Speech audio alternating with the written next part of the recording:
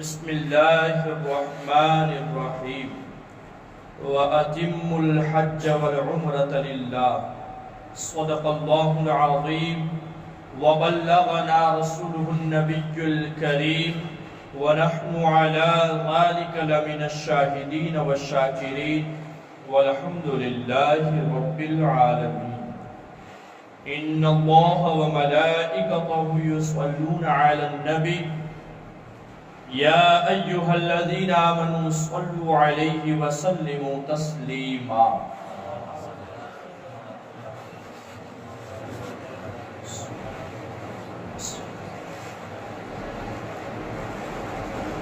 نام ہی نام ہے جو کچھ ہے حقیقت کے سوا، نام ہی نام ہے جو کچھ ہے حقیقت کے سوا، راستہ کوئی نہیں ان کی شریعت کے سوا، اور دل پہ دلدار کی ہر وقت نظر رہتی ہے، دل پہ دلدار کی ہر وقت نظر رہتی ہے، ان کی سرکار میں کچھ بھی نہیں نیت کے سوا، ان کی سرکار میں کچھ بھی نہیں نیت کے سوا، اور دن کو ہوشیار رہو رات کو بیدار رہو، دن کو ہوشیار رہو رات کو بیدار رہو، چین کی نیند کہاں ملتی ہے تربت کے سوا، چین کی نیند کہاں ملتی ہے تربت کے سوا۔ ایک مرتبہ درود شریف پڑھ لیجیے، اللہم صلی علی سیدنا و مولانا محمد وعلی آل محمد بارک وسلم،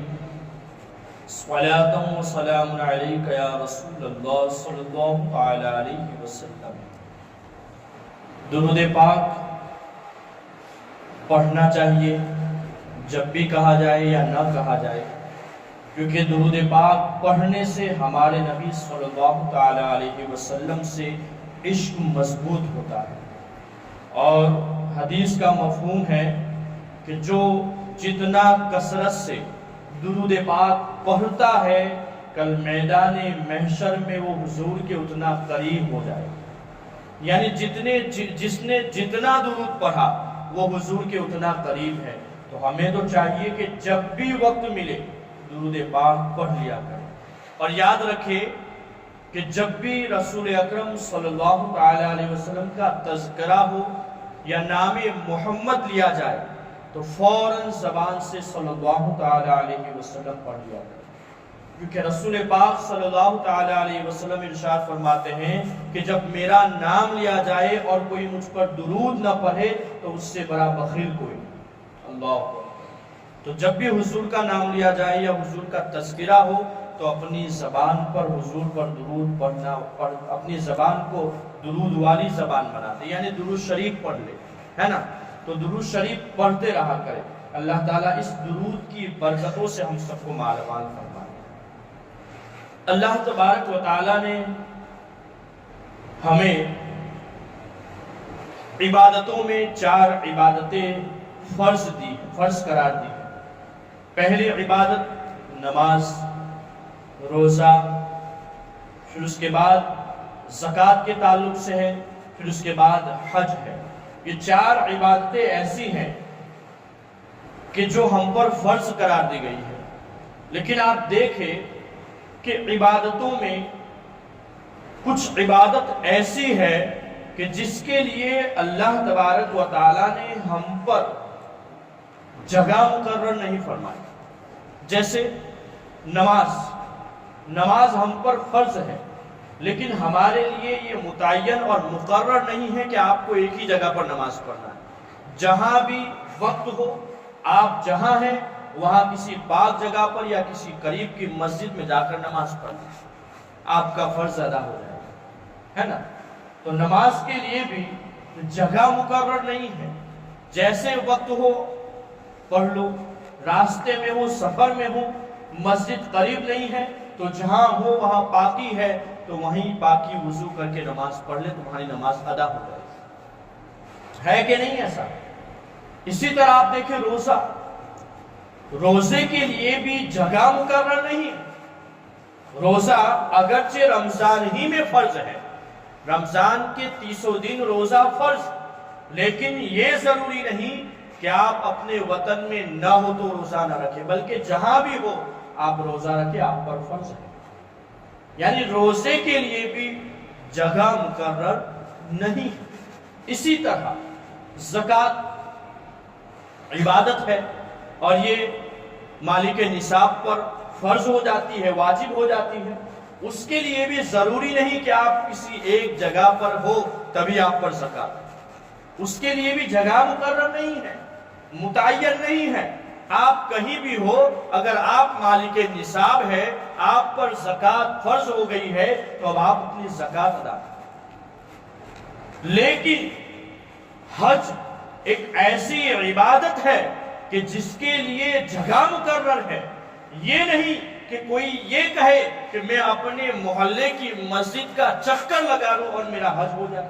نہیں، حج کرنا ہے، حج تم پر فرض ہے تو تمہیں مکہ جانا پڑے گا، تمہیں کعبے کا طواف کرنا پڑے گا، تمہیں اپنے وطن کو، گھر کو چھوڑنا پڑے گا اور سفر کے لیے نکلنا پڑے گا، تمہیں سفر کرنا پڑے گا۔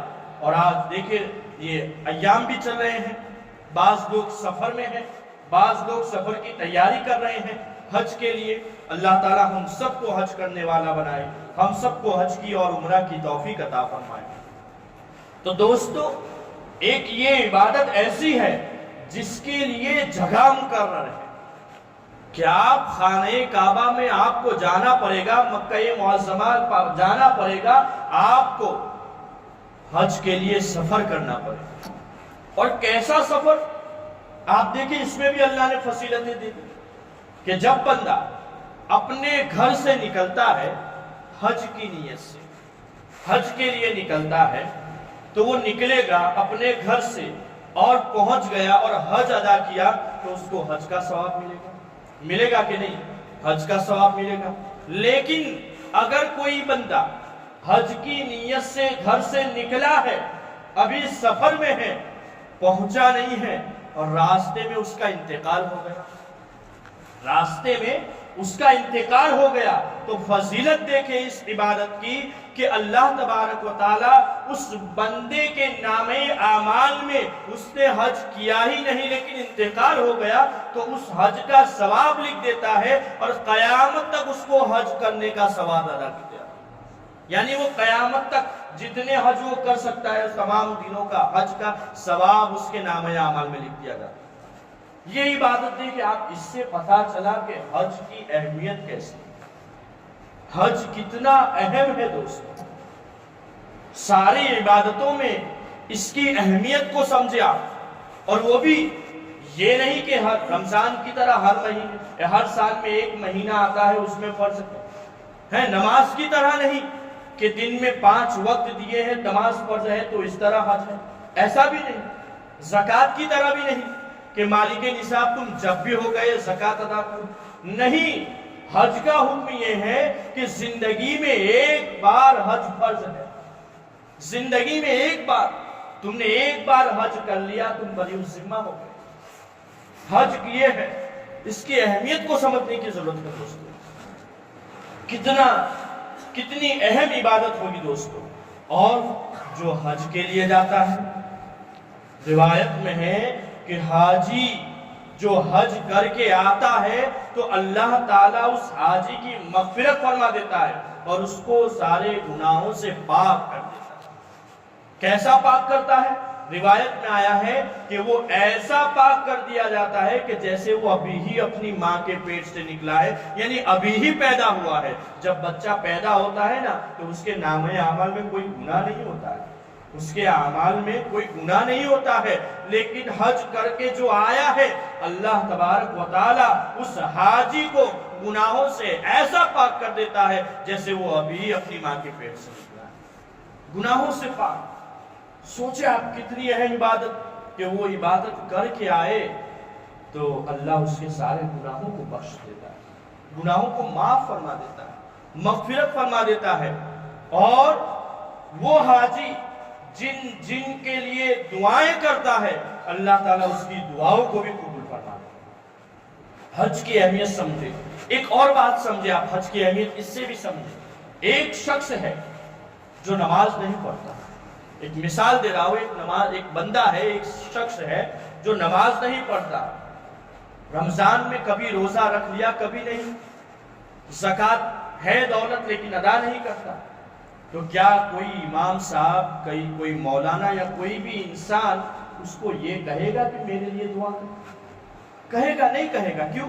وہ دیکھ رہا ہے نا کہ یہ تو نماز میں بھی نظر نہیں آ رہا، کچھ نہیں کہے گا۔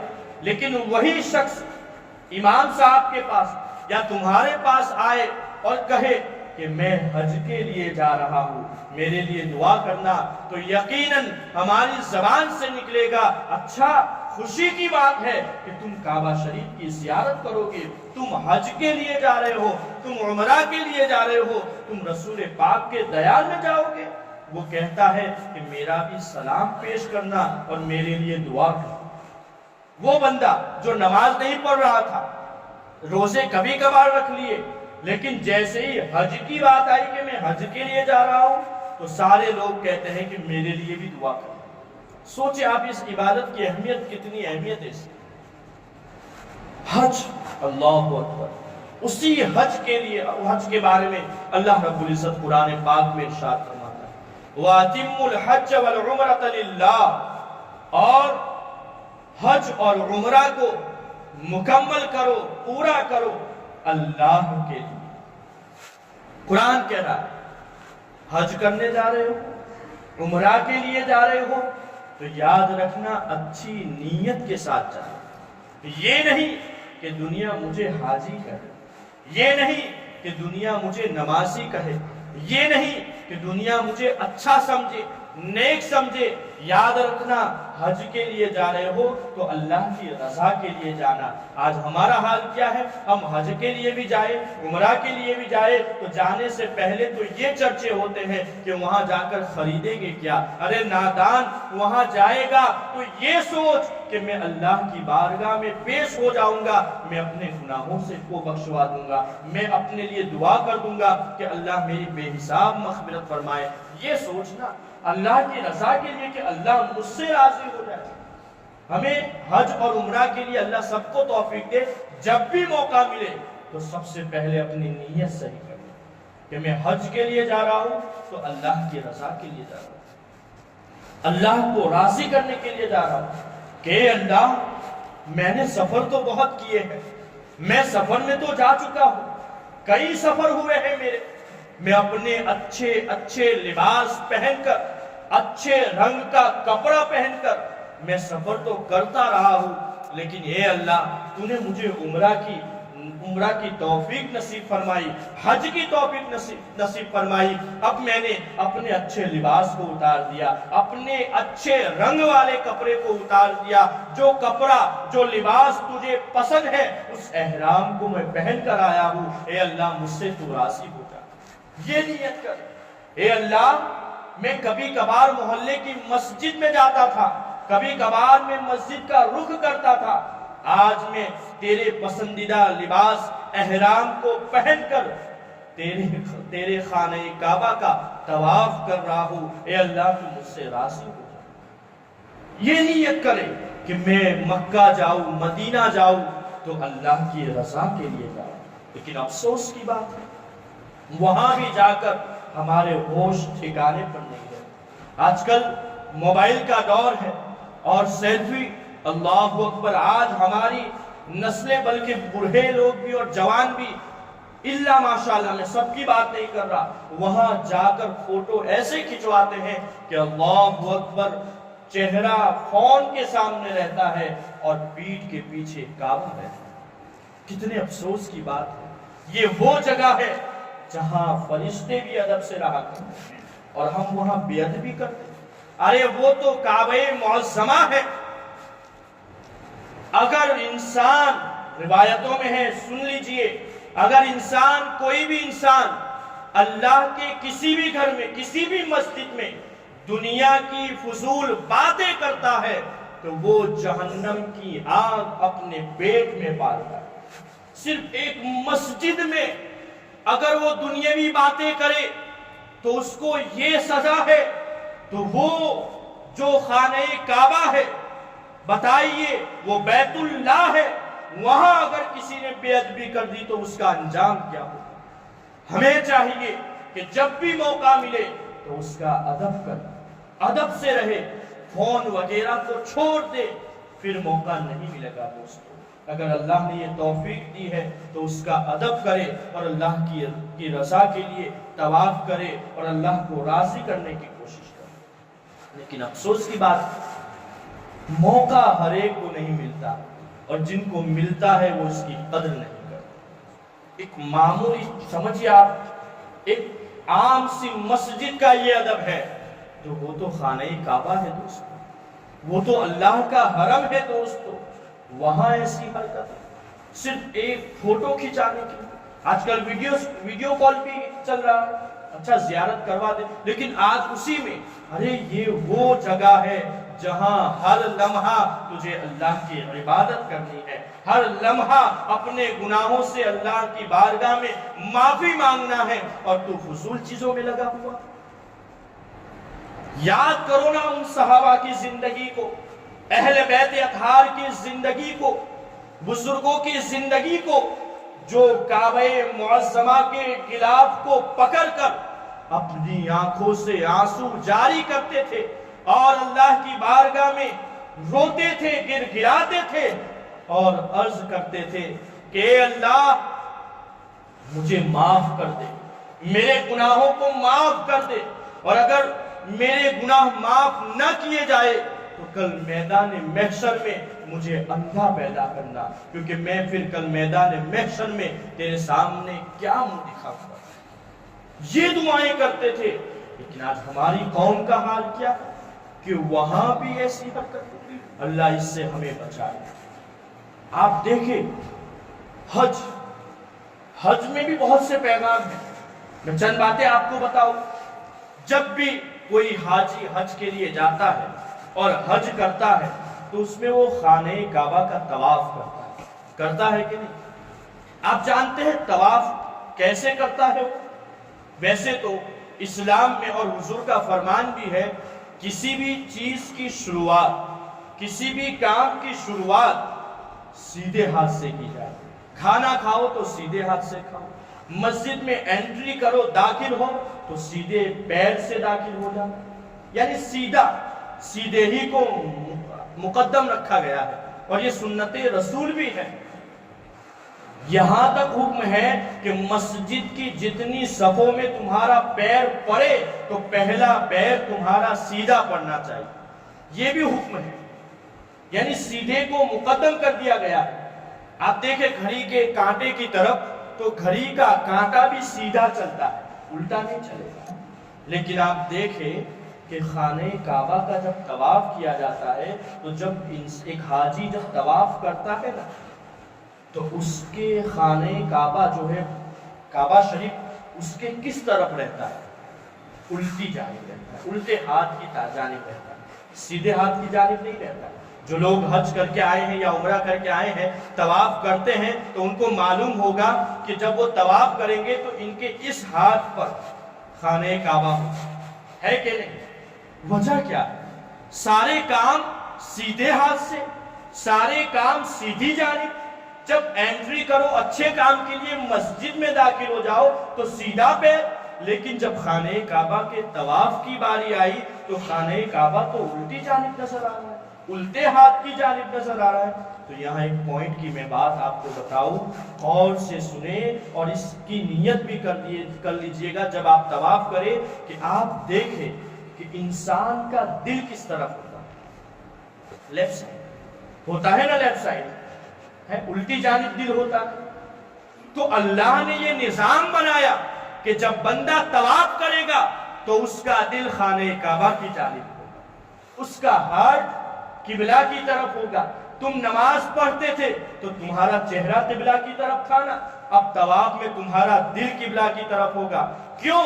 اس لیے کہ جو کعبہ شریف کی طرف سے جو انوارات نازل ہوتے ہیں وہ سیدھے تمہارے دل میں داخل ہو، اور جب وہ داخل ہوگے تو تمہارے دل کو صاف کر دیں گے، گناہوں سے پاک کر دیں گے۔ سوچیں آپ کتنا بڑا پیغام کہ جب طواف کر رہے ہیں تو تمہارے دل کی صفائی ہو رہی ہے، تو یہ بھی نیت کرے کہ میں طواف کر رہا ہوں تو یہ خانہ کعبہ میں جو انوارات نازل ہو رہے ہیں، جو رحمتیں برس رہی ہے، وہ سیدھے میرے دل میں برس رہی ہے۔ اور اب جب حج کر کے آ جاؤ تو وہ کعبہ معظمہ کی جو انوارات ہے، جو نورانیت برس رہی تھی، اب اس دل میں گناہ نہ جانے پائے، اب اس دل میں اللہ کی نافرمانی نہ جانے پائے۔ اب حج کرنے کے بعد تمہارے کام صحیح ہونے چاہیے، تم نیکیوں کی طرف جانے چاہیے، تم گناہوں سے دور ہو جانا چاہیے۔ لیکن افسوس ہم دیکھتے ہیں کہ حج عمرہ کرنے کے بعد بھی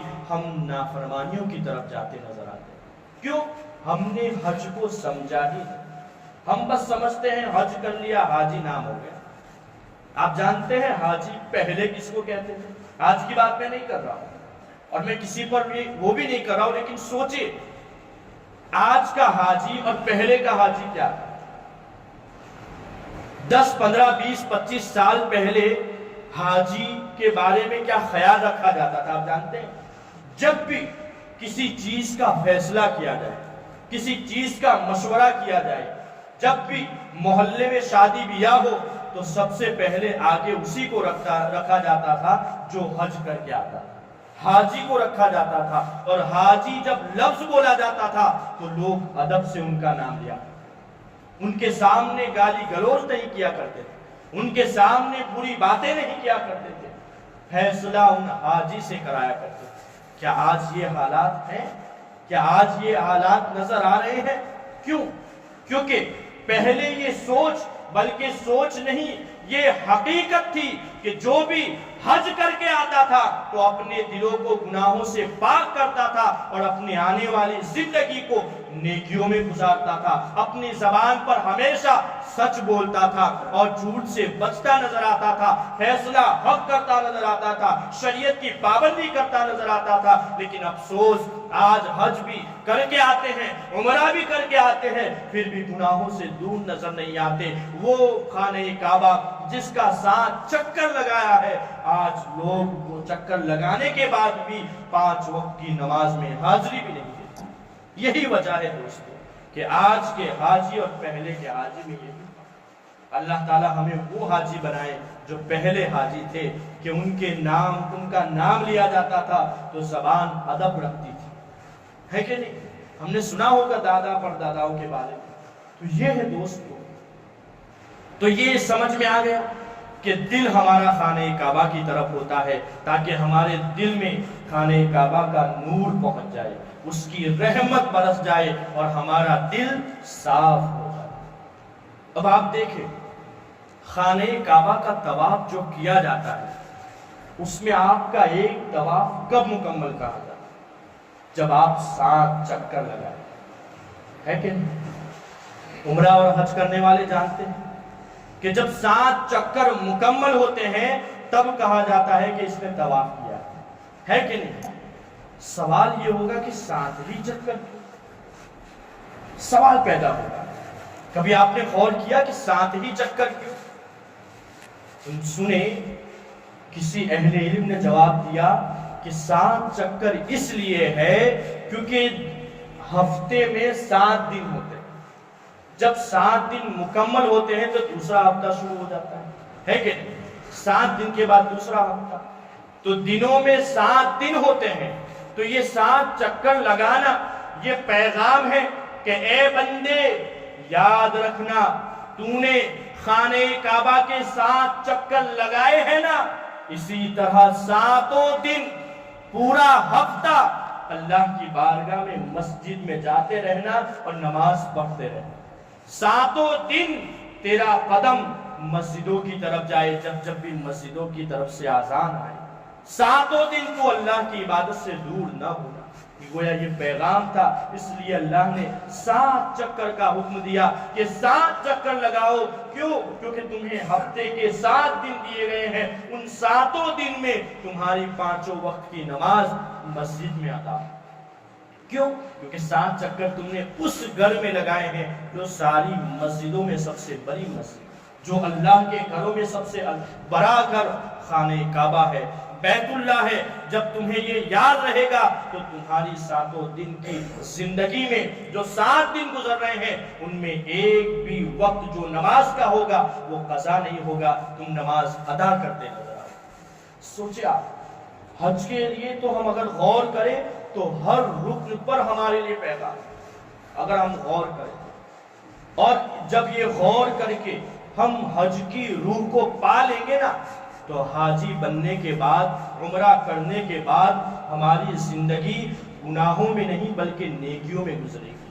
ہماری زندگی اللہ کی نافرمانیوں میں نہیں بلکہ اللہ کی فرمانبرداری میں گزرے گی، شریعت کی خلاف ورزی میں نہیں بلکہ شریعت کی پابندی میں گزرے گی، کیونکہ نام ہی نام ہے، جو کچھ ہے حقیقت کے سوا راستہ کوئی نہیں ان کی شریعت کے سوا۔ تو یہ حج ہے دوستو، آپ غور کریں اور آگے چل، مختصر سا وقت ہے، آپ دیکھیں صفا اور مروہ کی سعی، اس میں بھی بہت بڑا پیغام ہے۔ ایک ماں کا کردار اپنے بچے کے لیے، ایک ماں کی تربیت اپنے بچے کی فکر میں، وہ ماں جسے اپنے شوہر نے کہا کہ اب، اور وہ بھی جانتے ہیں 90 سال کی عمر کے بعد وہ بچہ پیدا ہوتا ہے، ماں کو باپ نے کہا اب تم چلی جاؤ فلاں علاقے میں اپنے بیٹے کو لے کر اور وہاں رکنا، ماں مان جاتی ہے۔ مان جانے کے بعد ماں سوچتی ہے یہاں تو میدان ہی میدان ہے، یہاں تو کھانے کے لیے کچھ نہیں، پینے کے لیے کچھ نہیں ہے، میں کیا کروں گی، میں پوچھ لیتی ہوں۔ وہ شوہر سے کہتی ہے اور پوچھتی ہے کہ بتاؤ شوہر، اے میرے شوہر بتاؤ، یہاں میں اپنے بیٹے کے ساتھ اکیلی رہوں گی، میں کیوں یہاں رہوں، تم کو کس نے کہا مجھے یہاں رکنے کے لیے؟